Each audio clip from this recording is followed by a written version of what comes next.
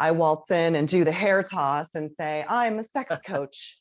And they all kind of looked at me and they were like, oh, yes, you are. But that wasn't one of the choices. And I'm like, well, this is what it is. And I'm here, you know? So I was like, now I need to figure out what exactly that is. What is a sex coach?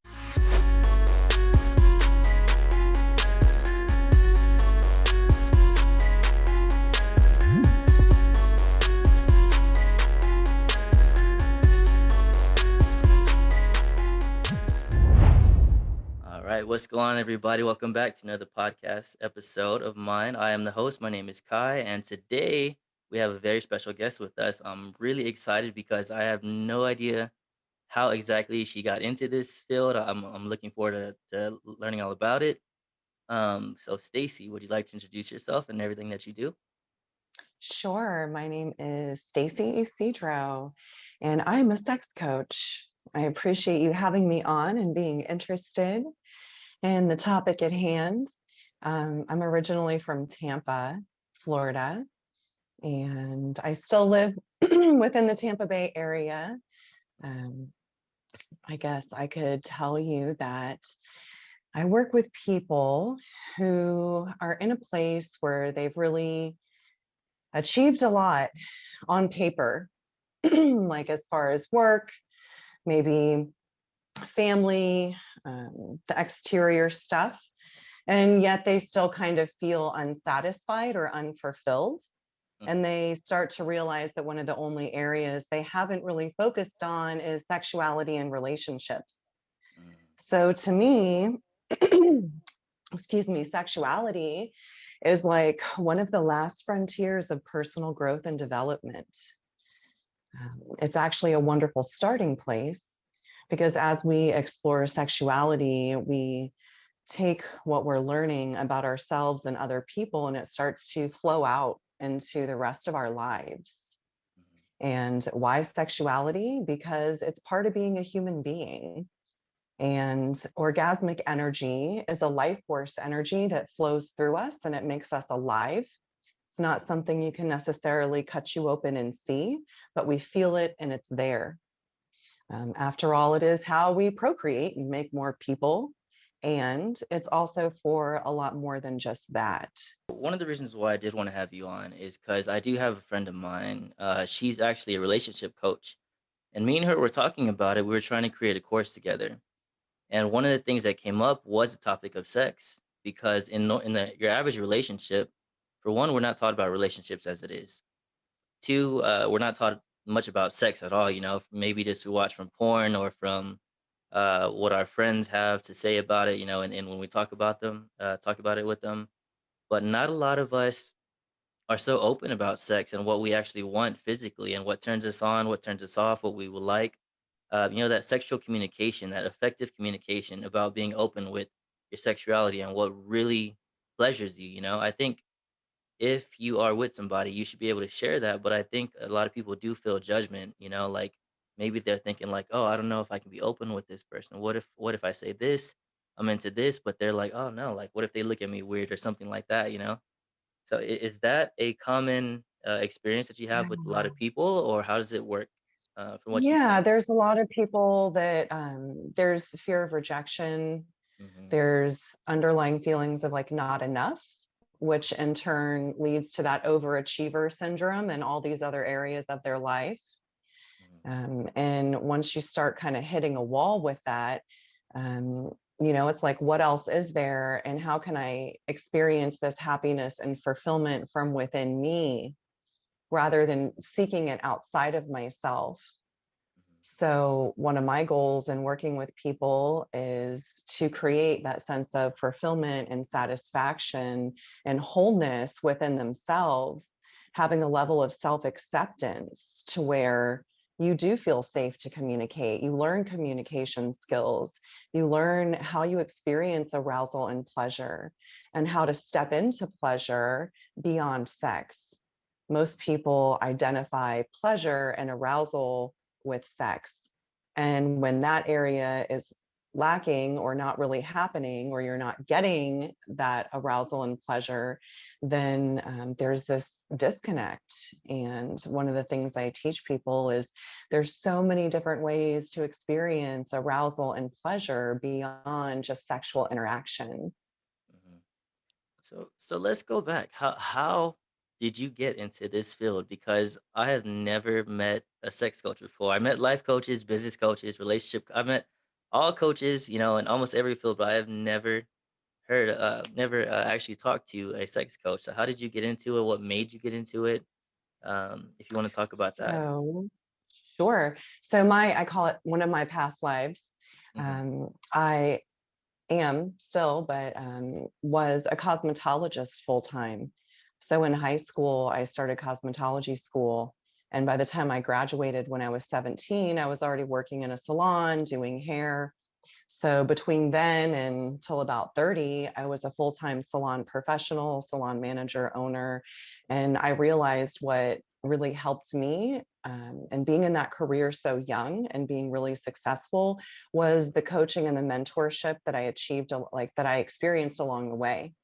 So it wasn't necessarily about cutting the hair. It was about, how do I feel about it? And what's going on within me? Am I grounded and centered? How am I communicating? How am I relating to people? That's really what made for a successful stylist. I'd see people wreck hair all day long, but they're so likable and they're so grounded and centered that that relationship and connection, the person's like, I'll let you fix what you messed up, you know? Hmm. So that was huge for me. And so I was like, you know what, I want to do this. So I went ahead and got a business and life coaching certification while I was going through that journey. And they make you kind of choose a niche or a specialty. And they take you through this process of identifying like your strengths and like what people say about you and what your interests are and themes that flow through your life. And going through this huge process, the themes were spirituality and sexuality. So I waltz into the group and everyone's declaring their specialties. And I'm an executive coach and I work with CEOs and I specialize in sales, and I'm a grief counselor, grief coach, and I'm a wellness person. And I waltz in and do the hair toss and say, I'm a sex coach. And they all kind of looked at me and they were like, oh, yes, you are. But that wasn't one of the choices. And I'm like, well, this is what it is. And I'm here. So I was like, now I need to figure out what exactly that is. What is a sex coach? So, so it was like came through me before I really even kind of knew, what does all this mean? So Hmm. that led to this other journey of going through other trainings, specializing in sexuality and sexology and spirituality and sexuality.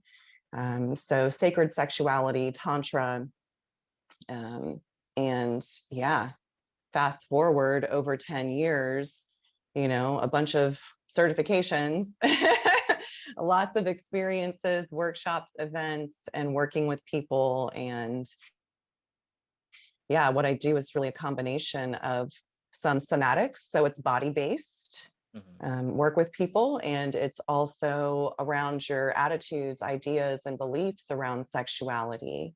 So there's stuff that we don't really see as interconnected, but it actually really is. So it's been this phenomenal journey over the last 12 years. That's very fascinating. So you went from hairstylist to was it your own business? Is that correct, or were you Yeah, working I for was a someone? shareholder and we had multiple salons. So I started using the coaching with our staff, with our Mhm. sales, with our leadership team, front desk, and helping them build their own business. And then one day you're just like, okay, was it I'm not happy with this, or was I want to do something So, else, or what? no, it was like this calling within me. I remember talking to my business partners at some point, and I was like, there's something else going on within me that I really feel a calling towards that's so much deeper. It's something else. And then once I realized, going through that process of finding your specialty, I was like, wow, there's so many people that are uncomfortable with sexuality, and Mm, I'm not. like, I'm good with this. I'm open. And like, I used to joke around in the salon. I was like, do I have a sign on my forehead that says, tell me about your sex life? Because my clients would just open up to me and we'd have these conversations, like to the point to where I knew I couldn't sit next to certain people in the salon because our clientels were very different, you know? So yeah, it was just really interesting. And so as I started diving into a lot of the sex coaching and tantra and sacred sexuality, I was like, this is a holy jumping off point. Mhm. And what I mean by that is I can continue doing what I'm doing and get what I'm getting, which is great in a nice time, or I could take that leap of faith and open up to receiving something deeper and greater than what I can even imagine right now. Mhm. And I took the leap of faith. I jumped. And you're just like, "Sex coach, that sounds like what I wanna do." Yeah? Yeah, I found a sex coach that actually has a sex coaching school, and I called her up and I was like, tell me about this, Mhm. you know, and she gave me some background and I talked to her about everything of who I was, what I go through and have been through and where I was at. And she Mhm. gave me this huge list of resources, you know, everything from clinical sexology, which is like the medicalization of sex. So it's like diagnosing and treating. Mhm. So this is what's wrong with you, and we're going to fix it. Okay. Um, which didn't really call to me. Then there was the Tantra and sacred sexuality, which is a lot of body work, breathing, meditation, somatics, um, and the spirituality piece. And that really, really resonated with me. I eventually did her Sex Coach You. It's Dr. Patty Britton. If anyone's interested, you can look up Sex Coach You and Dr. Patty Britton. But I went through their whole course. And so basically, they do a sexology course and then they give you a coaching piece. So coaching is a little bit different from therapy and doctors because the the medicalization, like I said, even in therapy, they diagnose and treat. So this is what's wrong with you, and this is how we're going to fix it. And therapy is really past focused. So therapy is for people that's like, I really can't get through what had happened in the past. I can't even be present. Mm. So I need to work through this stuff of the past so that I can get current. And now I can start moving forward. So coaching is about we acknowledge the past and sometimes we dabble in that. But what our main goal is let's assess the situation and let's see what do you actually want? What's your vision? Let's create that vision of hope for you. And now let's take steps to get there. So we don't look at you as, oh, you're broken and there's something wrong with you that I need to fix. We're like, guess what? You're whole and complete as you are, and you're not broken. It's just that what worked for you in the past is no longer working for you. So let's assess the situation, reevaluate, and let's move forward. What worked? What didn't work? What do you actually want? And so there is an element of education there because, like you said, we don't really get a lot of sex education. There's also an ability to give people resources because, yes, Google is amazing and there's so much information. Like, how do you sift through it all? So, Yes. having someone be able to recommend something that's reputable and that works and that they have experience with, you know, read this book, do this practice is a lot more graceful and easeful than getting this overwhelm and content dump of the internet. Right. So what Yeah. is exactly a sex coach? Or exactly how does it work? So let's say if there was a couple, they came up to you and they're like, "Hey, we've been dating for 3, 4, 5 years, whatever it is, and our sex life has gotten kind of mundane. It's kind of boring. We're kind of doing the same things over and over. We don't really know, it's just the basic sex, the penetration or whatever it is, the average sex that people have. So what does that look like from there in regards to coaching? So if they come to you and they're like, "Hey, we would like help with this," how do you help them? Because I wouldn't even know where to start. Are you in the room kind of coaching them through like the sex acts as it's going on, or how does that work I exactly? stand over them with a loudspeaker and just Yeah. yell commands. And a whistle. You To blow a the whistle. left, to the left. Yeah. No, I'm totally kidding. No, I can do that. Yeah. No, that's totally not what sex coaching is. But my business Okay. partner used to tease me and tell me that's what you do. Um, um, no, one of the tools that I actually use is it's called the erotic blueprints. So it's another one of the certifications that I have in this um, course methodology. It's created by Jaya, who's a world-renowned sex educator and who actually speaks for Tony Robbins. We were speaking to Tony Robbins earlier. And I've been following her since I kind of started getting into the Tantra sacred sexuality stuff. And years later, she came out with this erotic blueprint course. And I was like, oh, what is this? So basically, it's a way to explain how you experience arousal and pleasure in your body. So if you think 5 love languages, it's Right. like that, but for sex. Interesting. Okay. So it's Do an you, arousal and typing system. So in the case of two people being together, we're just going through the motions. What else is there? I'm bored. Great. Let's figure out what your erotic blueprint is, because there's 5 different ones. And it sounds like you've been operating in a sexual blueprint, which is a very cultural norm. The sexual blueprint is about nudity, genital contact, penetration, have the orgasms, be done. What's next? So that is really great and a nice time. And when that's all that we're doing and we're only goal focused, we're really missing out on all these other ways to experience arousal and pleasure. So it's let's figure out what your blueprint is. That way we can identify your superpowers and your shadows. And let's start to heal some of these shadows and make those pathways to pleasure rather than obstacles. And we're going to teach you how to start to speak in a language to where you can describe what your needs are. You can speak into what you're experiencing in your body. That way you get your needs met and you start to understand your partner more. So once we have a language to start talking about this without judgment, without shame, without personalization, and coming from a space of curiosity, this opens up possibilities for us to have new and different experiences, and you can really get creative. so what are the common problems that you hear a lot of? Like, is there certain problems you hear more of than others? Like, especially when it comes to men, men complaining about something about the women, or the women complaining something about the men. Is there any patterns that you have there, or is it just kind of all over the place, regarding Yeah, sexual I mean, I've behavior? worked with men. I've worked with men a lot. I've worked with women and couples as well, but for some reason, I've worked with a lot of men over the last 12 years, and most of them start seeking um, help because they're starting to experience, um, we'll just call it by what people call it. They say premature ejaculation or erectile dysfunction, or they think they're watching too much porn, Mm, or they're not having a connected experience with their partner. And it's like, they're like, yeah, I kind of been there, done that, but I'm still not happy. So what else is there?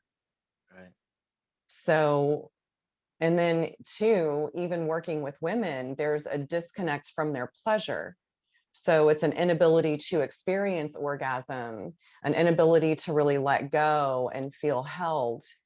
It could be a challenge speaking their needs. Oftentimes, women don't even know what they want. So how can they even say what they want if they don't even know?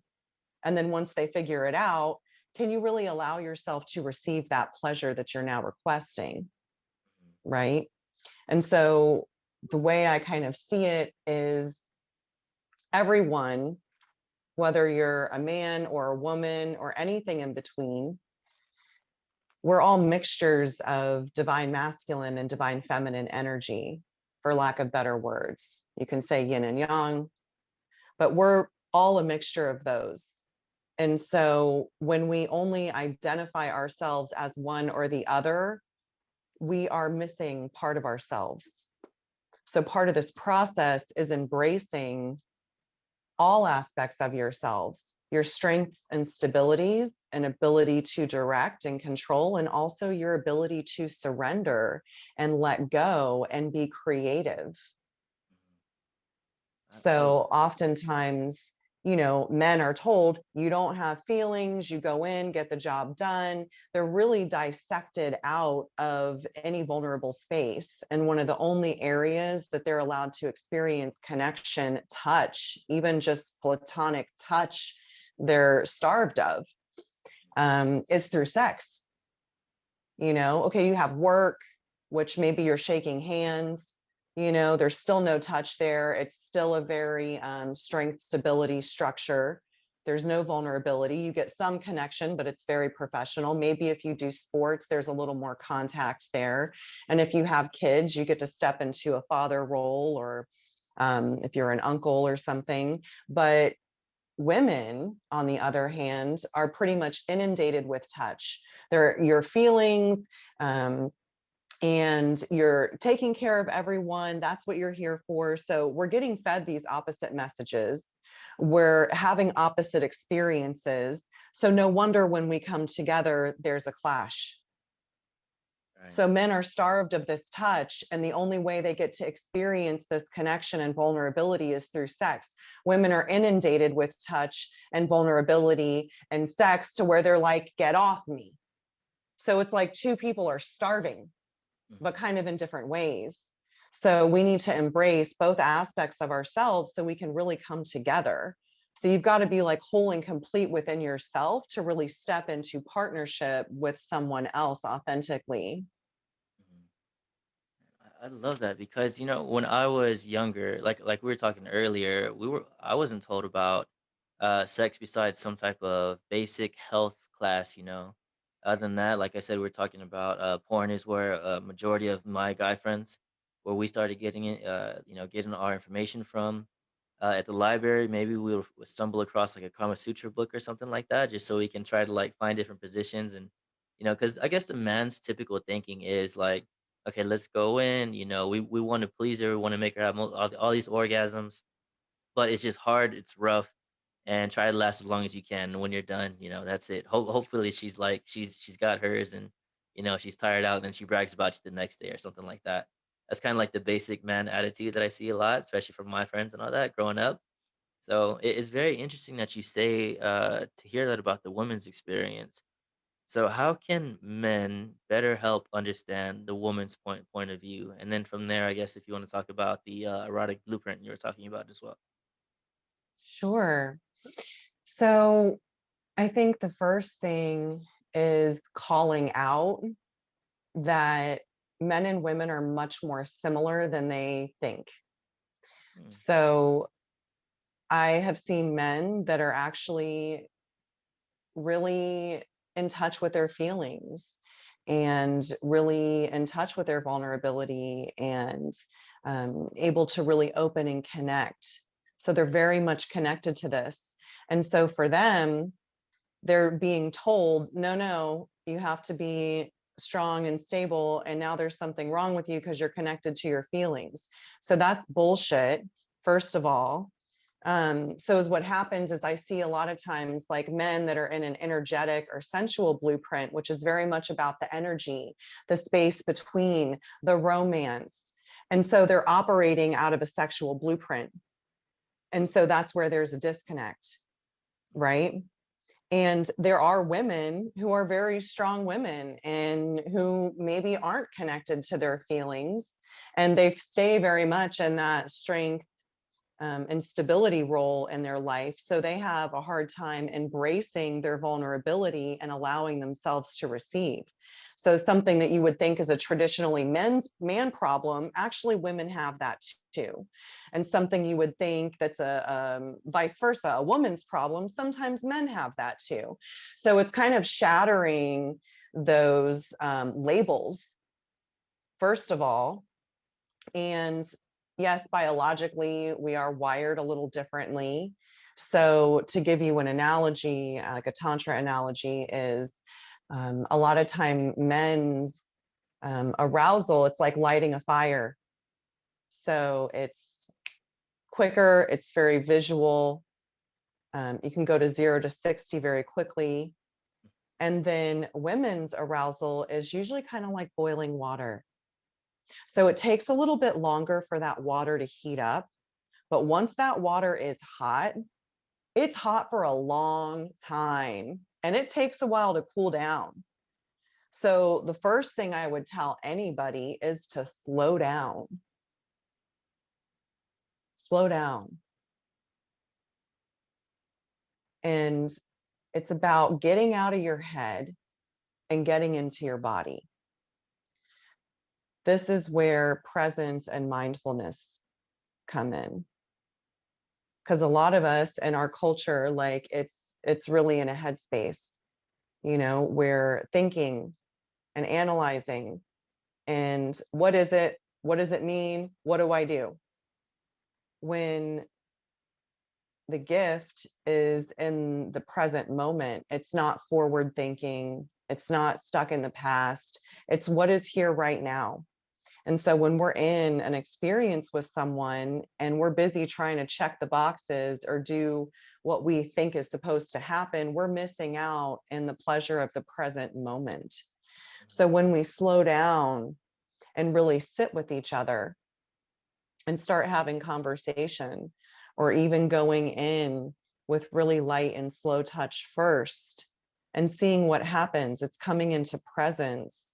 And when we're truly present, we know what to do next. There's an internal knowing. You can tune into body responses. So it's not about reading someone's mind, it's about being in tune and being in sync and that connection. And most people go to sex for connection. However, they're not experiencing that. So that's why all these other embodiment practices, I do a lot with breath work, movement, sound, and really tuning into your body and being present with your body, because your body is going to give you information. And if we can't quiet the mind long enough to tune into our bodies, then we're never fully present in the moment. And we're disconnected from our pleasure. Like our bodies are wired for pleasure. Pleasure is your birthright. We are wired for it. But when we're too much in our heads, then we're disconnected from this internal knowing and we're disconnected from our pleasure. So that journey is reconnecting with our body and opening up to our internal wisdom and our internal knowing. Like I've been saying, like be your own guru, you know? There's a lot of things you said in there too, especially about not being present. I know that's a massive problem today, especially I talked about this before in my podcast with men. I know us men, I had to learn how to be present with the woman, like, because with other guys, when I'm around them, we don't, there's no real presence. There is, but to us, it's like I'm hanging out with you, we're drinking a beer, we're on our phone, whatever it is, that's us being present with each other. But I had to really understand that to be present with the woman, it's like no distractions, just undivided attention, just focus on her, she focus on you, y'all actually communicate to put the phone away. But that's a massive problem too, put just everybody has their phones in their hand. And you brought a connection too. And I feel Mhm. like today there's so much lack of connection, especially whether it's because of social media or whatever the reason is. I do feel like social media has contributed to a lack of connection because it's just there's so many I don't know if it's like a lack of tone that you can convey through social media messages or just whatever it is. But people used to call each other and you can at least hear their voices and talk to each other on the phone. Now it's just like, just message me. Like people get annoyed when you call them now. They're like, oh, just send me a text message. So it's very interesting everything that you're saying. But let's get into the sexual blueprints. If you want to discuss, you said there's five. Sure. You said there's five of them. So Yes. if you want to get to the main points and then kind of expand upon them as well. Sure. So again, the erotic blueprints, it's the language of arousal and pleasure. So the first one is energetic, and energetic is turned on by the space between and the longing and the anticipation. Mm, They're also very much into lighter touch, hovering touch. You can always tell an energetic because they will stand far away from you or they'll stand in the outside of the room in a crowd because they feel the energy around them. They're very much in tune to the vibration and the energy of the room. And so for energetics, one of their shadow sides is that they can shut down or disconnect when you go in too much too soon. So energetics is where you find energy work, tantra, sacred sexuality. And one of their superpowers is we can literally experience orgasm without even being touched. It's just about tuning into that energy and feeling that frequency and vibration, which is really cool. A shadow side also is that because they have this superpower, they can get really hierarchical about sex. So they could look at a sexual blueprint who's very much about genital contact and penetration and be like, oh, I'm better than that. So the interesting thing about these blueprints is there's no right or wrong, and none of them are better than each other. They're just different, right? Right. So that's energetic. The sensuals are all about the senses. So it is the smell, the taste, uh, the texture, the music, the lighting. And they experience orgasmic energy like in a multi-sensory way. So it's like eating food can be orgasmic, watching the sunset can be orgasmic, listening to music can be orgasmic, smelling something can be orgasmic. So that's a great superpower to have. And they enjoy also slower, more massaging touch. And energetics and sensuals really need to relax before they start to step into pleasure. A shadow side of sensuals is that they can really get stuck in their head and their orgasm is very elusive. So like, oh, it's almost there. It's almost there. Well, nope, it went away.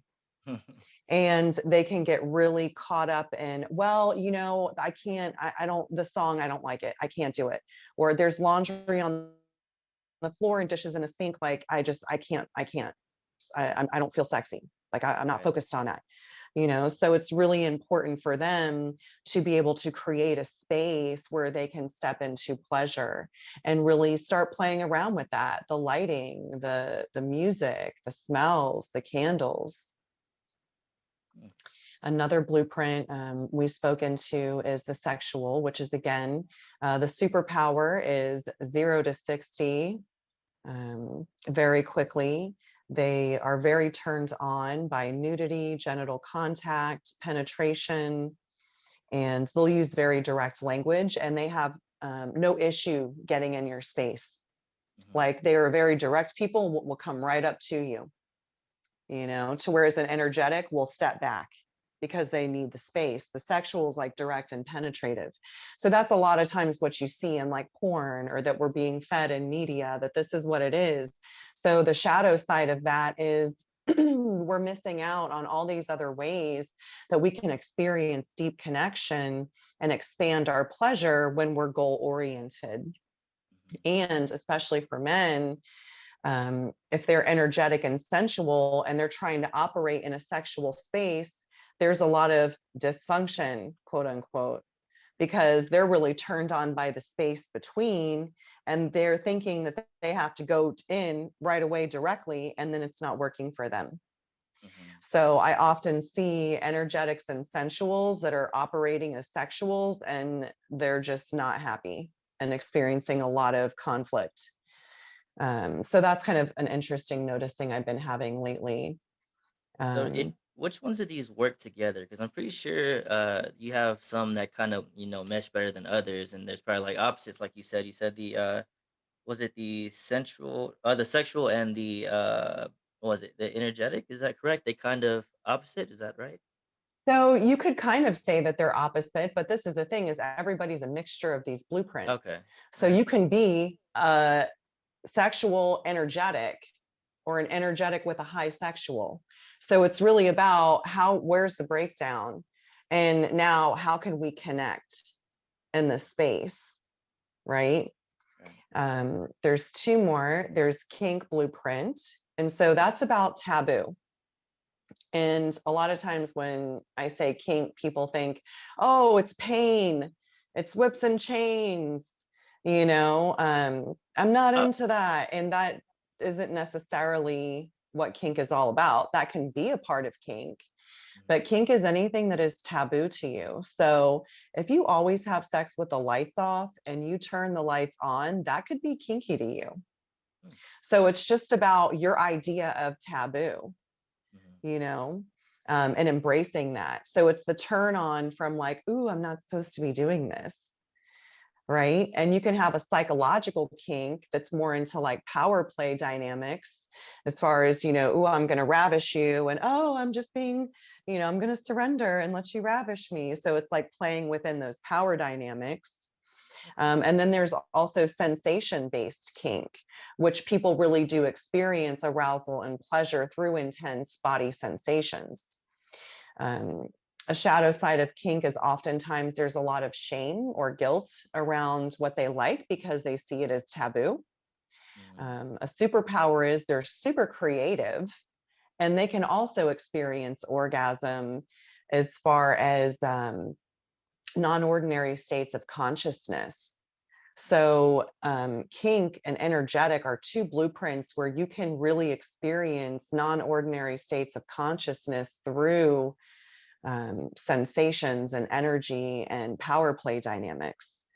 So there's a lot of room for creativity there. The important thing with a lot of the sensation kink and even a lot of the some of the power play stuff is to really be clear on boundaries and safety. mhm, So if you want to experiment with ropes, you know, there's places to tie people that are going to be safer than other places. You know, you need to know where to tie, how to tie, are we cutting off blood circulation, things like that. So there's a huge space for education as far as setting the container for that experience and also safety. mhm. And So, then the final blueprint is called shapeshifter. okay. Do you want to do that one now? Yeah. Okay. And just to round it out here for you, the Okay. shapeshifter is like a mixture of all of them. So you can have a high shapeshifter and then you'll still have a breakdown of other blueprints. So for example, I have shapeshifter first and then I have a high energetic. So the shapeshifter is like, ooh, I kind of want a little bit of everything. I need all of these things to be in like a peak experience. Mhm, And the superpower of a shapeshifter is they kind of can mold to fit any situation. They're very experienced and fluent lovers, and they're very creative. So they can go in all these different places. However, the shadow side of that is when you're constantly molding to fit, you never really figure out what you like and what you're about. So there's an issue with speaking into your needs because you're always going with someone else's, because you can do that. So mhm, there's a journey there of self-discovery and to embracing yourself and what do you like and how do you speak into that. So sometimes it can be confusing for the shapeshifter or even their partners because what worked today may not work tomorrow. You know, maybe you want something different. And so having this language to start speak into like what's going on with you is really powerful, because I can have my partner come to me in a very sensual space and wanting to cuddle and hold me, and I'm just like, I'm kind of in a sexual blueprint, can we just have sex and then cuddle? Oh sure, totally, got it. You know, or I can be in a super energetic space and maybe he's in a kinky space or in a sexual space and he's like, hey, I'm in this space. And I'm like, oh, okay, cool. I can go there too. So it's being able to speak into where am I at? Like, what's going on with me? You know, okay, you're in a sexual space. Well, can you just do some really light touch over me first because I'm feeling really energetic? And then we can go to penetration. And that mhm, soothes the sexual, because sex to them is like air and water. Sexuals need to have sex in order to relax, to whereas energetics and sensuals need to relax to have sex. So when we're able to communicate these things, we can come together. And if you're an energetic or a sensual, you get to create your own ritual and practice. Okay, great. I'm going to be in a sexual space later. I want to take a shower. I want to do some movement or exercise and move some energy. I want to put my favorite perfume on. I want to have my tea and I want to wear this outfit. So you can start building your arousal and pleasure before you even get to an experience. So it's like the foreplay starts the minute one experience ends. You're already beginning the setup for the next time. And I love this. So I gotta ask, who typically are your clients, and how do they find you? Really, do they just kind of like Google you or something, or because I know that there's a World Association of Sex Coaches, right? Because that surprised me. I'm like, Yes, I've never heard of I'm that. So, yes, I am on the World Association of Sex Coaches. So that's one way. I'm also on the Erotic Blueprint Coach resource page. So I gave you the link to the course, so you can post that in the show notes. You can go online and take the quiz. And then if you want to work with an erotic blueprint coach, then there's a list of coaches, which I'm on there. Or if you want to simply go through that course yourself, you can purchase it yourself and do it as an online home self-study. So those are some options. I get a lot of people through like Google searches. A lot of times people end up going down a rabbit hole. They'll start with something and then it leads to something else.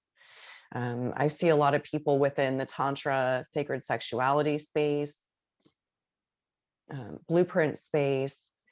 I work a lot with men that are professionals, again, that are like, hey, man, I've checked all these boxes and like, I still haven't gotten this relationship sex thing to click, or I've been out and I've had all these adventures and like, I'm still not fulfilled. So what else is there? mm, I also have worked with couples who, like you said, are kind of in that space where they're like, what else is there? Like, let's like spice things up. Let's like expand more. Or people even in sexless relationships who are like, I love right. you and I want to be with you. And we're more friends than we are lovers. So I want that back and I want that with you. Mhm. I also work with people that are consciously choosing different relationship dynamics. So maybe untraditional forms of relating, so outside of monogamy. Um, so whether that's open relating, poly relating, Swingers or something. anything along those lines. Um, yeah, swingers. Also, I totally work with monogamous couples too. So there is a wide range there. Women, professional women that are very much in their masculine are like, not really finding a good fit.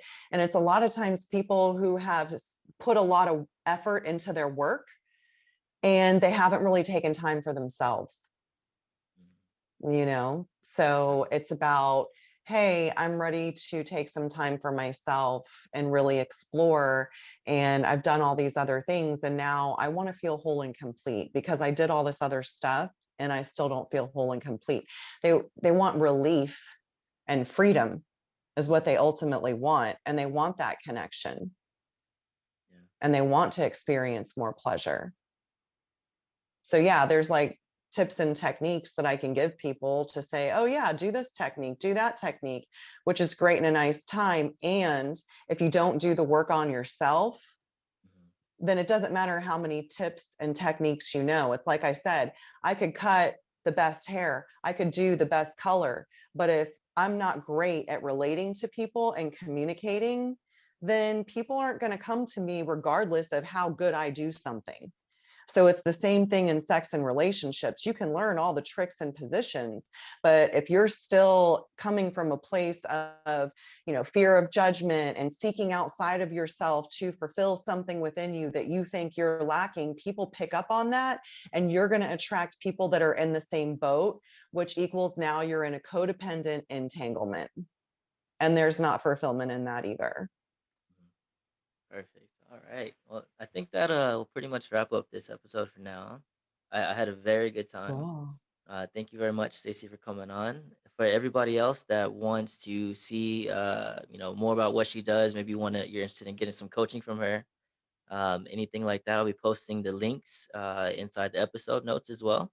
And is there any last minute things that you would like to say, Stacie? Sure. Yes, I will remind you that you are not broken and that pleasure is your birthright. And if anything that we talked about today resonated with any of the listeners, I'm happy to have a complimentary discovery call with them and dive into some of these topics in more detail. And you can find my website as holisticprogressions.com, or you can follow me on Instagram at sexcoach_Stacie and stay connected because we have lots of fun events and things coming up for you to indulge in. Perfect. I love it. Everybody else, thank you, Stacie. I hope you enjoy this episode and take care.